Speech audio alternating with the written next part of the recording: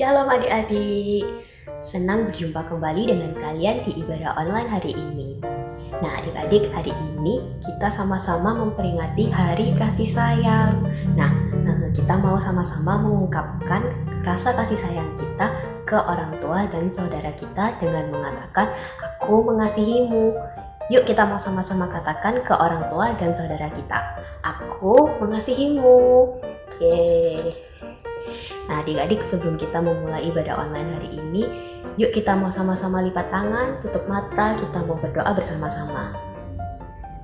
Tuhan Yesus, terima kasih Tuhan untuk kesehatan yang telah Kau berikan kepada kami semua Tuhan, sehingga pada pagi hari ini anak-anak-Mu Tuhan dapat mengikuti ibadah online hari ini Tuhan dengan keadaan yang sehat ya Bapa. Tuhan, kami percaya Tuhan, walaupun kami tidak bertemu secara fisik Tuhan, tetapi hadirat-Mu tetap nyata Tuhan untuk menjamah hati anak-anak-Mu yang mengikuti ibadah online pada pagi hari ini. Kiranya Tuhan Kau mau berkati Tuhan ibadah kami dari awal hingga akhirnya ya Bapa. Dalam nama Tuhan Yesus kami telah berdoa dan mengucap syukur, haleluya, amin. Nah adik-adik, di sini siapa yang percaya kalau kasihnya Tuhan Yesus itu lebih indah dari apapun? Siapa yang juga percaya kalau Tuhan Yesus itu sangat mengasihi kita? Kita semua percaya, amin. Kita mau sama-sama nyanyikan pujian Kasih Yesus.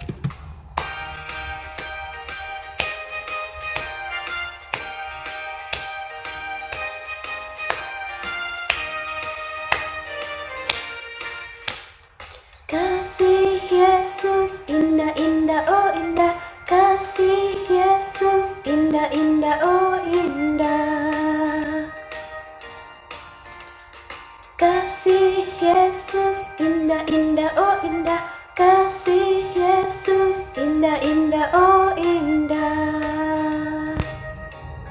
Lebih indah dari pelangi, lebih indah dari bintang di langit, lebih indah dari bunga di taman, oh Yesusku. Yuk adik-adik, kita mau semangat memuji Tuhan, kita mau berikan yang terbaik buat Tuhan Yesus, oke?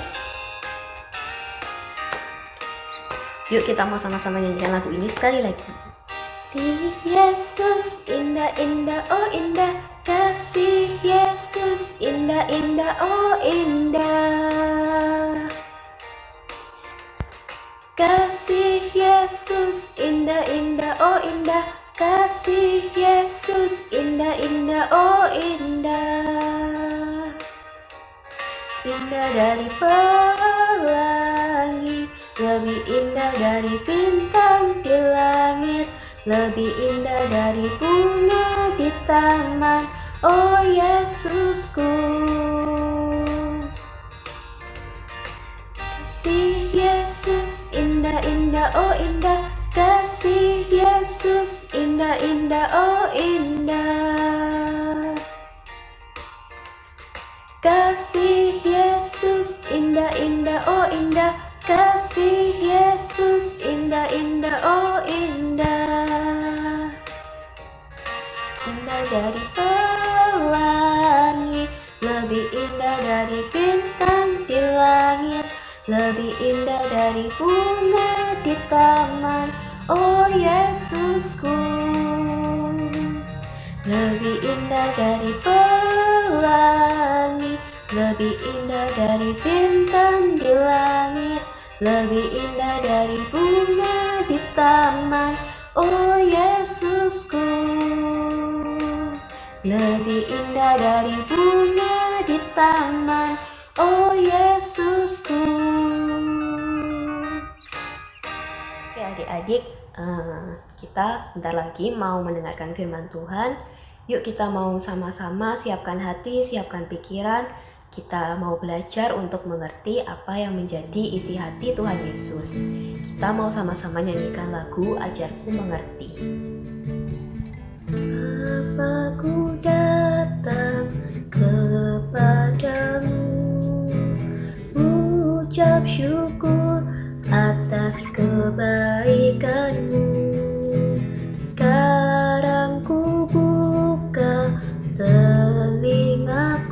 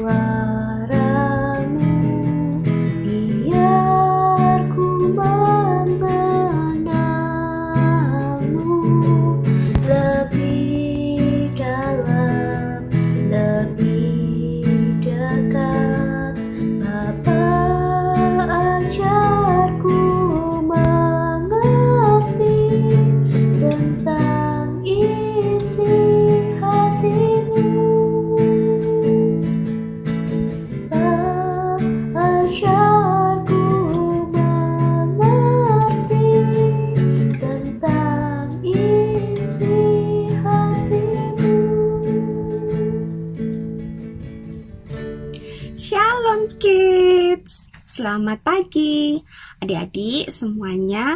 Kita akan mendengarkan firman Tuhan. Kita persiapkan hati, kita berdoa sama-sama ya.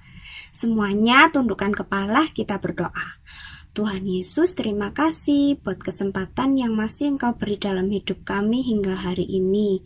Bapa di surga, sebentar kami mau mendengarkan kebenaran dari firman-Mu, urapi setiap hati dan pendengaran kami Tuhan, supaya setiap anak-anak Tuhan yang menonton tayangan video ini bisa diberkati dengan kebenaran firman Tuhan. Pakai hamba-Mu ini untuk menjadi saluran berkat bagi anak-anak-Mu Tuhan. Terima kasih Yesus, kuasa-Mu bekerja atas kami. Terima kasih, dalam nama Yesus kami berdoa dan mengucapkan syukur. Haleluya. Amin. Nah, adik-adik, hari ini kita mau belajar tentang gaya hidup sebagai anak Tuhan. Kita mau baca sama-sama di Alkitab kita dalam Markus pasal 9 ayat yang ke-33 sampai 37. Kita baca sama-sama ya. Siapa yang terbesar di antara para murid? Kemudian tibalah Yesus dan murid-muridnya di Kapernaum. Ketika Yesus sudah di rumah, ia bertanya kepada murid-muridnya, "Apa yang kamu perbincangkan tadi di tengah jalan?" Tetapi mereka diam, sebab di tengah jalan tadi mereka mempertengkarkan siapa yang terbesar di antara mereka. Lalu Yesus duduk dan memanggil ke-12 murid itu. Katanya kepada mereka, "Jika seorang ingin menjadi yang terdahulu, hendaklah ia menjadi yang terakhir dari semuanya dan pelayan dari semuanya." Maka Yesus mengambil seorang anak kecil dan menempatkannya di tengah-tengah mereka. Kemudian ia memeluk anak itu dan berkata kepada mereka, "Barang siapa menyambut seorang anak seperti ini dalam namaku, ia menyambut aku, dan barang siapa menyambut aku, bukan aku yang disambutnya, tetapi dia yang mengutus aku." Amin, firman Tuhan. Nah, adik-adik, waktu dalam perjalanan, si murid-muridnya Tuhan Yesus ini lagi bertengkar. Adik-adik nggak bertengkar sih sebenarnya, kayak adik-adik pernah nggak sih sama teman-teman gitu, siapa yang paling hebat di antara kita?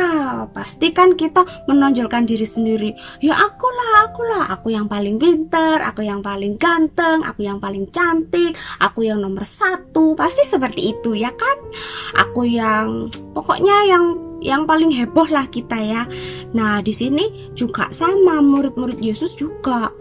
Siapa di sini yang paling terdahulu? Yang terdahulu itu maksudnya yang paling hebat, yang paling disayang sama Tuhan Yesus. Nah, semuanya itu pada orang Jawa itu ngomong royokan, adik-adik. Ya akulah pastinya, aku yang pertama kali diangkat jadi muridnya. Ya enggak lah, aku yang kemana-mana selalu ikut sama Tuhan Yesus, aku yang selalu ada. Nah, jadi semuanya murid-murid Tuhan Yesus itu gontok-gontokan adik-adik. Jadi semuanya kepengen menjadi murid Yesus yang paling spesial. Nah, adik-adik, di sini kita mau belajar ada 2 poin yang kita bisa pelajari dari kisah dalam Markus ini. Yang pertama, Yesus menolak gaya hidup orang yang berpusat pada diri sendiri. Contohnya apa, Kak? Nah, contoh yang pertama adalah mereka yang berhak mendapatkan segalanya. Jadi, seseorang yang pengen mendapatkan segala-galanya seperti ini. Nah, ada yang tahu ini? Tuan Crab. Nah, adik-adik pasti pernah kan nonton SpongeBob ya. Nah, tahu kan karakternya Tuan Crab seperti apa? Nah, Tuhan Yesus tuh nggak suka. Ya, jadi mereka itu kepengen mendapatkan segalanya dengan cara apapun. Nah, itu Tuhan nggak suka, adik-adik. Orang yang merasa dirinya bisa sukses tapi tidak berjuang lebih keras dari orang lain. Orang seperti ini hanya akan menyalahkan keadaan, bahkan menyalahkan orang lain atas kesusahan yang dideritanya. Lah, kan nggak baik ya adik-adik ya. Nah, terus contoh yang kedua adalah orang yang selalu ingin dinomorsatukan dalam segala hal. Nah, seperti ini adik-adik. Nah, dia selalu pengen dijadikan nomor satu, kepengen dipuja-puja orang, kepengen disanjung orang, kepengen dipuji-puji. Wah, kamu hebat ya, wah kamu pintar ya, wah wes pokoknya semuanya kepengen diwah-wahin sama orang. Itu Tuhan Yesus juga nggak suka. Jadi orang yang seperti ini tuh ingin menjadi prioritas pertama. Nah, orang seperti ini tuh nggak baik adik-adik. Jadi keegoisannya itu sangat-sangat tinggi. Jadi kepengennya terus dihormatin, terus dihargain orang. Kalau orang Indonesia bilang itu gila hormat adik-adik. Nah, itu orang seperti itu nggak baik. Memang kita harus menghormati orang, tapi kalau ada seseorang yang gila hormat setengah mati, itu rasanya kan nggak baik ya adik-adik ya. Nah, jadi Tuhan Yesus nggak suka sama orang yang seperti itu. Yang kedua adalah Yesus mengundang kita untuk belajar gaya hidup yang baru.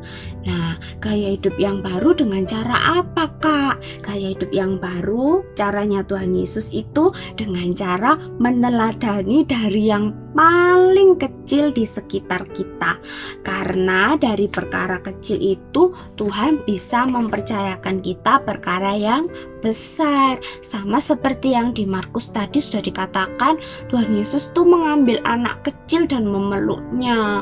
Karena apa? Anak kecil itu kan polos adik-adik. Anak kecil itu baik gitu kan.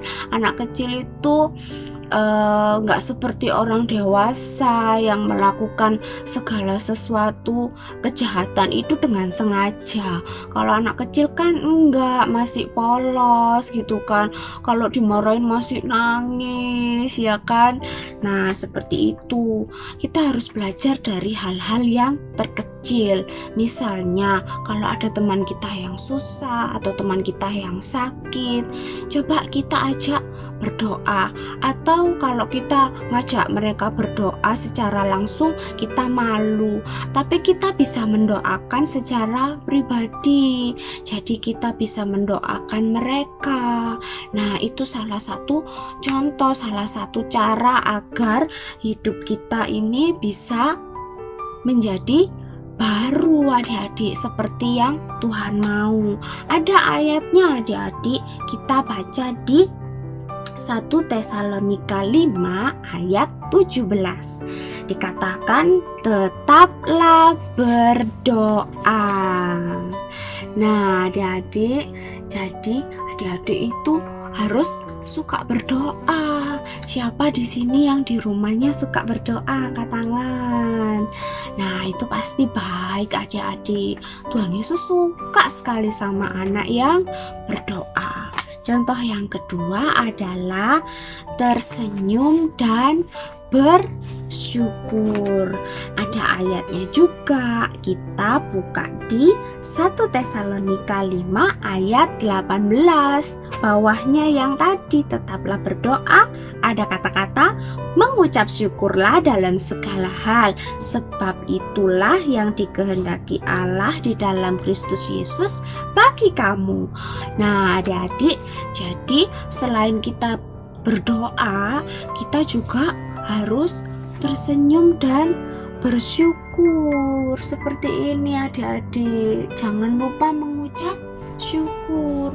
Mengucap syukur kenapa? Karena Tuhan Yesus baik.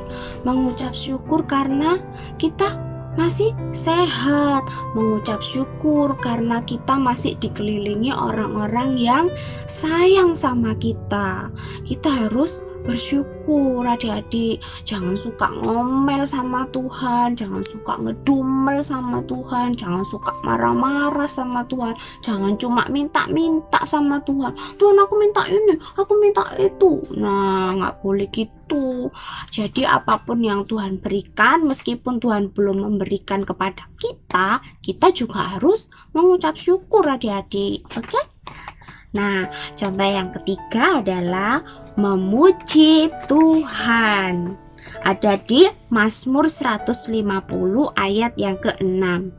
Biarlah segala yang bernafas memuji Tuhan. Haleluya. Nah, di situ dikatakan memuji, biar segala yang bernafas, adik-adik. Biar segala yang bernafas memuji Tuhan. Nah, adik-adik kalau di rumah jangan main game terus, jangan main game online terus, jangan main-main terus, tapi juga memuji Tuhan. Nah, di sini kalau pas kebaktian online seperti ini, ikut memuji Tuhan nggak? Ayo. Kalau di rumah yang diem-diem aja, yang nggak mau tepuk tangan, meskipun ibadah online, siapa? Ayo. Meskipun kita ibadah online dan di rumah, kita juga harus memuji Tuhan adik-adik. Selayaknya kita juga ada di dalam gereja. Nah, itu baru Tuhan Yesus suka adik-adik. Nah, sekian firman Tuhan. Tuhan Yesus memberkati adik-adik semuanya. Kita mau berdoa ya sama-sama. Tuhan Yesus, terima kasih untuk firman Tuhan yang sudah ditaburkan pagi hari ini. Kami mengucap syukur Engkau sangat mengasihi kami.